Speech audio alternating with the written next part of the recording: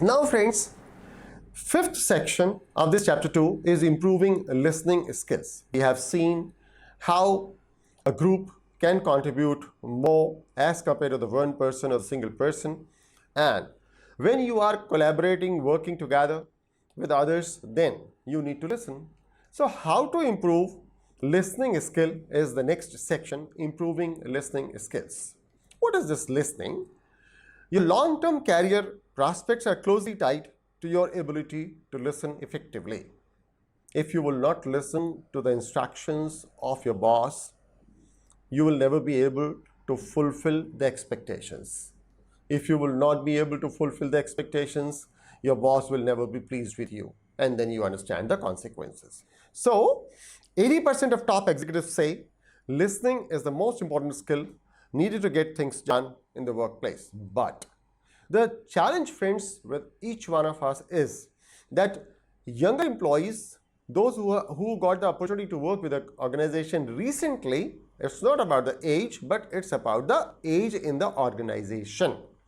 Younger employees place a high premium on being heard. Everybody want to tell something, have certain suggestions, want to improve the process, and so on. So younger employees place high premium on being heard. So listening is becoming even more vital for managers, senior managers. This is also true in the case of dealing with the customers. Whenever you are dealing with the customers, customer always want to be understood and listen. So friends, listening skills. The most important thing in communication is hearing what isn't said. Who said? Peter Drucker. So what is this listening process? We have understood communication process in chapter 1, idea, coding, sending, etc., etc. Then with the help of a specific section, step 5, 6 and 7, I have already explained the role of receiver of any communication. Now let's understand once more that aspect. So you will receive something, whatever the message is, in whatever form the message is, then you will decode that message. Sounds are there, written words are there, verbal cues are there, spoken words are there, etc., etc. Postures, gestures, a lot of things are there.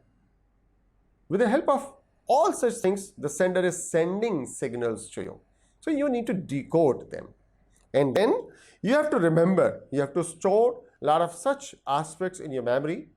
And then after putting all such things together, you will be evaluating, you will be understanding, you will be analyzing what are you supposed to do. And then on the basis of that, you will be responding. So this is the listening process. What type of listening we may have? A lot of people listen in so many ways. The first type of listening is content-oriented listening. What is happening in this scenario, or what this person is doing who is having an ear for the content? Means the person is concentrating only on the content, nothing else. What is the message? What are the facts? What are the figures being shared? Content. The second may be critical listening. Critical listening means that you will be continuously evaluating. You are receiving a lot of things. You are now selectively keeping certain things in your memory and then evaluating them continuously. So this is critical listening. Then the third one is empathic listening. You are trying to understand the feelings of the other person, emotions of the other person, apart from the content. So this is empathic listening. Active listening means that you are engaged. You are asking questions. You are giving signals to the other persons that, yeah, you are listening. So this is active listening. So friends, we have 4 types of listening: content listening, critical listening, empathic listening, and active listening. Oh, while listening, you have to close something and you have to open something, probably your ears and eyes both. What is this importance of active listening? When somebody is listening to you, you are speaking, you are saying something, and somebody is listening to you, then what will happen? You will respect that person. You will trust that person. Productivity at the level of that person who is listening to you will go up, will increase. The person who is listening will be able to listen to you accurately. The person who is listening to you will be closer to you. You will feel better relationship, enhance your relationship with this person. This person will be able to resolve the disputed aspects or unresolved aspects or the aspects which are not that much clear with you easily. And this person will be able to work with you efficiently.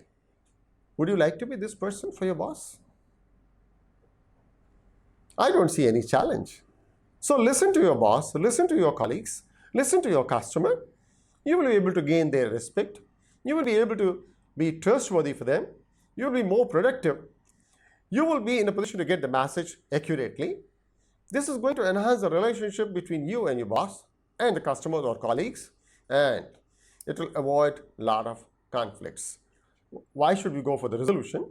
And if there is a conflict, then yes, you will be able to resolve those conflicts with them.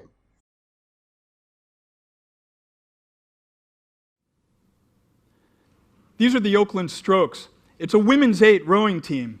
And on this day, in 2011, on the Charles River in Boston, Massachusetts, they won their race in this boat. It's called a rowing scull.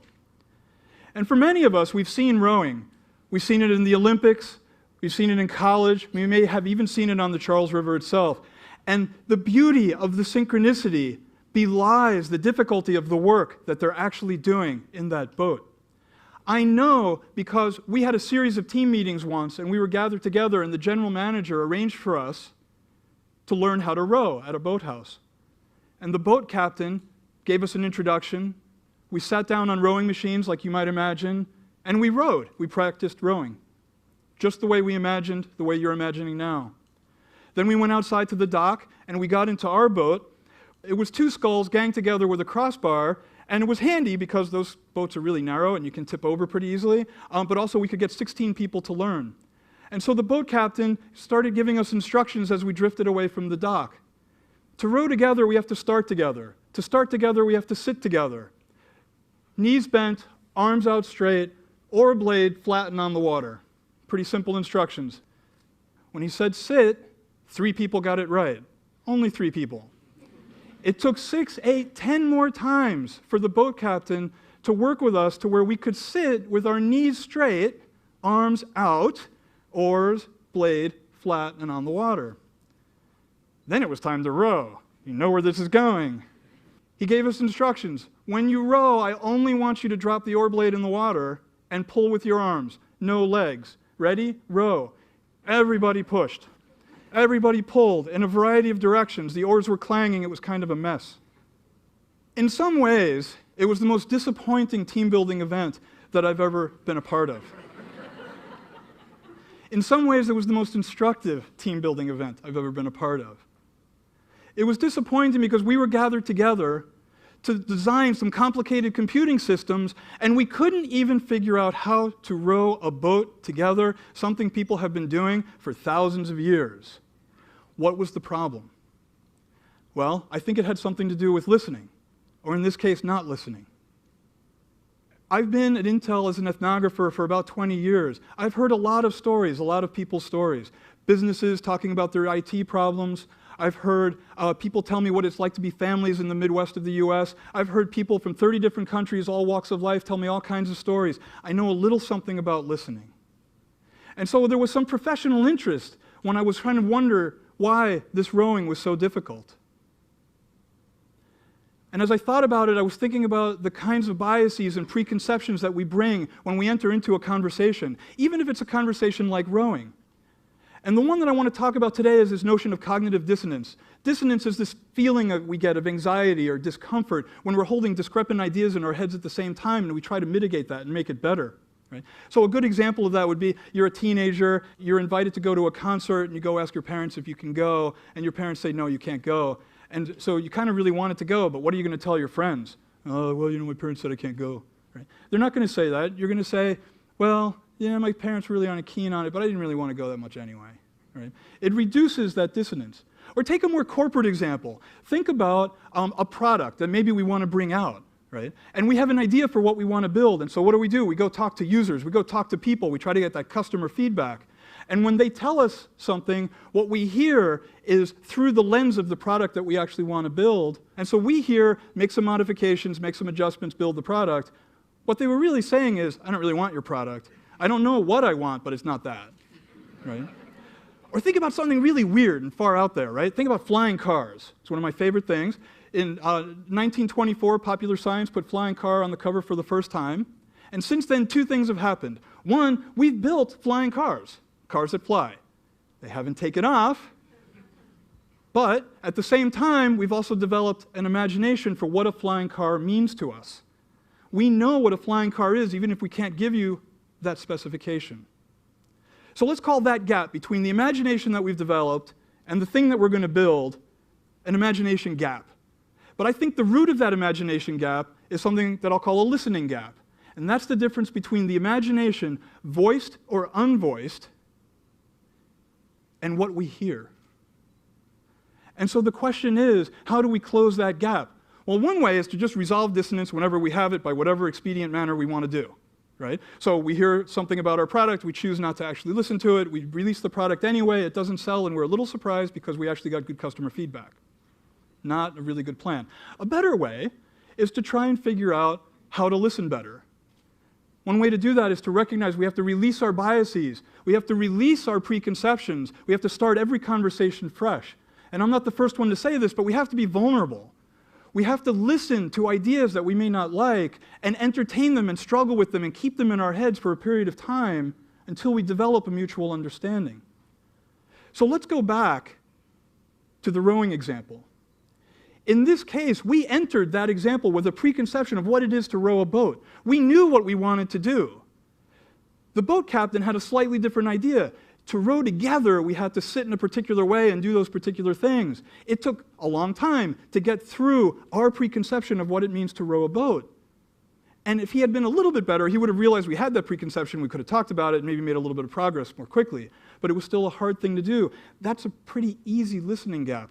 Boat captain yelling at us, telling us what to do until we did it right. But in the future, we're not going to have a boat captain telling us what to do. In the future, we're going to have to listen for things that aren't said. We're going to have to listen for things that we don't know to listen for ahead of time. So as a second exercise, think about Tim and Beth and their two kids and a family I was visiting back around 1997.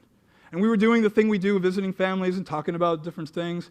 And eventually we sort of rolled around to the topic of cell phones. Pretty popular item in 1997, just coming on board. And Beth was telling a story about how it would have been handy to have one of these cell phones, or at least for Tim to have one, while he was climbing Mount McKinley in Alaska, that was taking him a month with no way to contact her, and she had heard on the news that there were some problems up in Mount McKinley, and she didn't know if it involved Tim or not. And at this point, Tim kind of chimes in, and he goes, yeah, I used to do all this dangerous stuff, mountain climbing and hiking and all that. Never got hurt. Then I started riding bicycles. That put me in the hospital. And Beth continues the story. She says, yeah, he fell off his bike and he had a brain injury and it put him in the hospital for a month. I didn't know if he was going to recover, when he was going to recover, how much he was going to recover. I had to just deal with it. And as she told that story, a little something happened in the room. As I was listening, that story wasn't about cell phones and it wasn't about Tim hiking. That story was about her relationship with Tim, how much she worries about him when he's doing these things, but how much she loved him and didn't want him to know that she was worrying about those things because it would diminish his enjoyment of them. And so that ended, and we talked about some other things. And About a week later, we're in a meeting, and it turns out I knew Tim. Tim had me out to the house because he wanted to know what it was like when we did this work for real outside. And he started telling stories about what we were talking about, and it made me uncomfortable because I didn't think that he understood that I knew a lot about his relationship. So I pulled him aside, and I said, Tim, and I told him what I just told all of you about Beth. And he was flabbergasted. He said, wow, I'd never thought about it that way. You're right. That makes a lot of sense. And then I was flabbergasted. I thought he just didn't know that I knew. I had no idea that he didn't know. It's his wife. That's a pretty complicated listening gap. Those are the stories that we need to listen to and listen for as we're going forward. And I know this, and I know I need to listen more carefully because the other day I was on a plane and we had to shut off all our electronic devices, and I was kind of irritated because I was trying to get something done. And so I just started thinking about all the times I'd been on a plane and started thinking about all the places that I'd been to, and when the frustration reached my brain, I realized I know a whole lot more about a whole lot of other places that I hadn't thought of yet. Here, when we were in Vietnam, for example, and we were studying education and thinking about that, we knew education was about getting a job, even though they didn't tell us that. But what it was really about was belonging, about people belonging to a global society where education is a marker of that belonging. Or when we were in India and we were studying work years ago, we knew it was about income, having extra income, but if I thought about it some more, it was also about contribution back to the family, back to the community for the sacrifice they had made so that you could have that job. And when we were in the mountains in Ecuador, in Cañar, and we were working with an indigenous population of Cañari people, and we were studying remittances, the money that people send back from the jobs they take far away, we knew it was about economic survival. That was a pretty easy one. But when I thought about it, it was also about the care and the concern that they had for a culture that they've kept alive for hundreds of years under duress. Belonging, contributing, caring, these were my words. These weren't their words. They didn't talk about these words in that way. But that's the way we need to listen to these kinds of stories. And we're not listening to them in the way we need to as an industry. We're hearing still, I believe, what it is we want to hear. We're certainly not listening for what's not being said. And so, as individuals, as colleagues, as an industry, who are we going to listen to? How are we going to listen to them? Will we have the collective humility to be vulnerable enough, to open ourselves up, to listen carefully enough so that we can struggle with those differences and those challenges, to understand enough to build the things that we need to build to design our future together? And the irony of all of this is that as we become increasingly digital, as everything we do is increasingly mediated by digital technologies, to design our future, we're going to need to do something that's intensely human, that we can only do for each other, person to person. Listen. Thank you.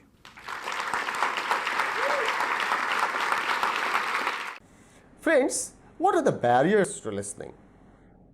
Certain barriers we have already understood. This time, interruptions we understand. A lot of interruptions can happen. Then, distraction. Yes, the phone is ringing or sound is there. Then, selective listening, the type of listening we have already understood, we have seen. Selective perception. We have already talked about this perception in chapter 1, where we are in a position to understand the point of view of the other person from our perspective only. This is selective perception. So this is also a very powerful barrier, detrimental to listening. Then this also, the fifth one we have already discussed in chapter 1, language and experience. You have high vocabulary, the other person is not having. You are having experience in that area about which you are talking about the other person may not be having that kind of experience. So this is also a significant barrier. If you are at the receiving end, if you are listening, then what can I recommend? That whenever you are not in a position to understand a particular word or expression, tell the other person, sir, this word is new to me. Sir, would you like to explain this word to me? Or if you are not that much experienced in that particular area, then let the other person know that you are a new person to this area or the new project, new to this project altogether.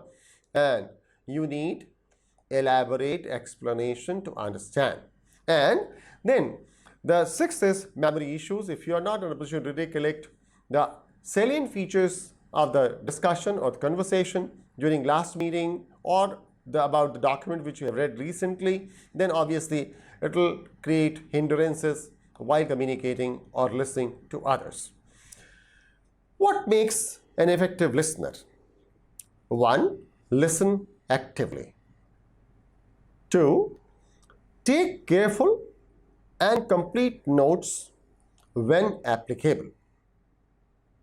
At times, when somebody is trying to share with you something really important or the narrative is too long, then it's better to take notes. And if it's a short conversation, small talk, then yeah, you may not be in a position or you may not feel like taking notes. The next third one is make frequent eye contact with the speaker.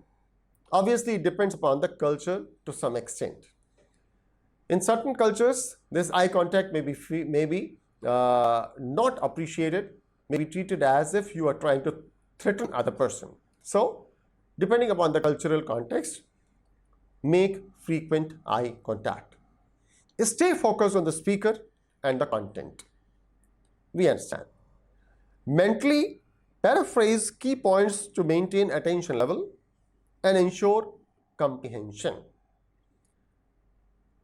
Whatever is being said by the other person, you may rephrase, create your own sentence about the content to understand that thing in a better fashion for you. At this point, I'm not saying that you interrupt the other person and tell him or her that what you have understood. No, don't interrupt. If the other person is allowing you to disturb in between, then yes, you can ask certain things and you can interrupt this person, but otherwise don't interrupt. Adjust listening style to the situation. We have already understood listening styles. Give a speaker non-verbal cues such as nodding to show agreement or raising eyebrows to show surprise or skepticism. This signal from your side will help the speaker to concentrate more on a particular part, on a particular area of whatever is being shared with you. Then save questions or points of discussion until an appropriate time. This I have already shared with you. Please don't disturb the speaker intermittently in between if not allowed. If the speaker himself or herself has allowed you to disturb or ask questions in between, ask. Even if you are allowed to ask questions in between, I'll recommend that raise your hand. That yeah, I want to ask something. The other person may allow you to speak. The other person may say that hold. Allow this person to take a call, decide when he or she would like to stop and then allow you to ask. Then overlook stylistic differences and focus on the speaker's message. Everybody is having his or her own method of pronouncing words, creating sentences, writing certain things. So don't go for the style. Understand the content. Make distinction between main points and supporting details. It happens, it can happen that you are treating supporting detail as main point. The person who is speaking to you, who is communicating with you, is sharing a lot of information with you. You are not in a position to pick the main point and the supporting points. So make distinction between the main point and the supporting point. And if you're not clear, then note it down. Ask the speaker later on. And finally, look for opportunities to learn. Tell the other person that yeah, he or she is having vast knowledge and you will love to learn from this person. Obviously, the person will be able to talk to more, will love to talk more with you, and you will be able to learn more. Thank you very much.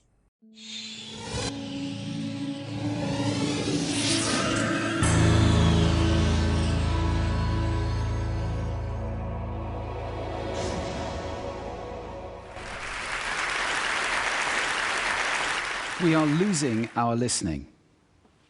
We spend roughly 60% of our communication time listening, but we're not very good at it. We retain just 25% of what we hear. Now, not you, not this talk, but that is generally true. Let's define listening as making meaning from sound. It's a mental process, and it's a process of extraction. We use some pretty cool techniques to do this. One of them is pattern recognition. So in a cocktail party like this, if I say, David, Sarah, pay attention, some of you just sat up. We recognize patterns to distinguish noise from signal, and especially our name. Differencing is another technique we use. If I left this pink noise on for more than a couple of minutes, you would literally cease to hear it. We listen to differences, we discount sounds that remain the same. And then there is a whole range of filters. These filters take us from all sound down to what we pay attention to. Most people are entirely unconscious of these filters, but they actually create our reality in a way because they tell us what we're paying attention to right now. I'll give you one example of that. Intention is very important in sound, in listening. When I married my wife, I promised her that I would listen to her every day as if for the first time. Now that's something I fall short of on a daily basis. But it's a great intention to have in a relationship. But that's not all. Sound places us in space and in time. If you close your eyes right now in this room, you're aware of the size of the room from the reverberation and the bouncing of the sound off the surfaces. And you're aware of how many people are around you because of the micro noises you're receiving. And sound places us in time as well, because sound always has time embedded in it. In fact, I would suggest that our listening is the main way that we experience the flow of time from past to future. So, sonority is time and meaning, a great quote. I said at the beginning, we're losing our listening. Why did I say that? Well, there are a lot of reasons for this. First of all, we invented ways of recording. First, writing, then audio recording, and now video recording as well. The premium on accurate and careful listening has simply disappeared. Secondly, the world is now so noisy, with this cacophony going on visually and auditorily, it's just hard to listen. It's tiring to listen. Many people take refuge in headphones, but they turn big public spaces like this, shared soundscapes, into millions of tiny little personal sound bubbles. In this scenario, nobody's listening to anybody. We're becoming impatient. We don't want oratory anymore, we want sound bites. And the art of conversation is being replaced, dangerously, I think, by personal broadcasting. I don't know how much listening there is in this conversation, which is sadly very common, especially in the UK. We're becoming desensitized. Our media have to scream at us with these kind of headlines in order to get our attention. And that means it's harder for us to pay attention to the quiet, the subtle, the understated. This is a serious problem that we're losing our listening. This is not trivial. Because listening is our access to understanding. Conscious listening always creates understanding. And only without conscious listening can these things happen. A world where we don't listen to each other at all is a very scary place indeed.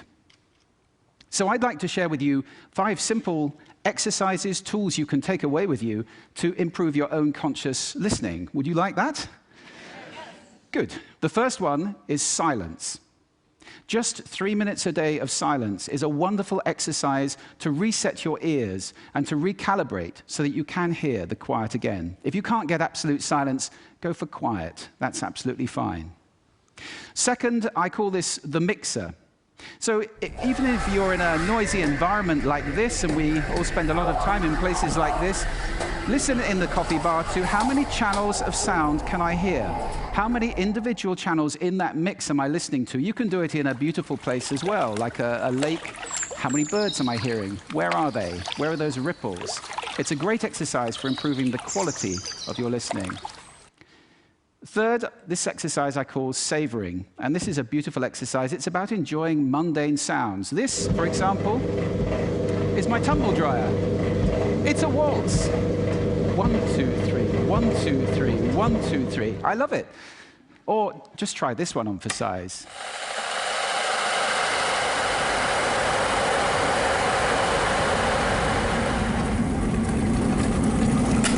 Wow! So mundane sounds can be really interesting if you pay attention. I call that the hidden choir. It's around us all the time. The next exercise is probably the most important of all of these. If you just take one thing away, this is listening positions. The idea that you can move your listening position to what's appropriate to what you're listening to.